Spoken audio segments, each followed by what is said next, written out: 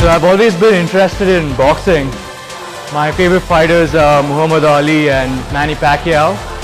And I've always had this urge to learn how to box, but I never really had a place. So one day I was just driving by and I found this place, and I came by and I spoke to Austin. And I looked at this gym, and it had a ring and it had bags and gloves and everything. And since then, I pretty much been coming every day. International trainers here who are world Muay Thai champions. And sometimes you hate them because they push you so hard, but you know that they're only doing that so you get better, faster and stronger. And I honestly, sometimes I feel like hitting Austin because he pushes me so hard, but I know that he really wants me to get better.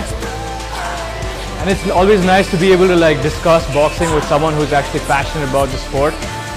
And you also get a chance to spar, which I don't think you can do in any other gym in India right now. So you get to actually feel what it's like to be in a real boxing ring with a real boxer, what it feels like when you get hurt, what it feels like when you're tired, what it feels like to go toe to toe with another man.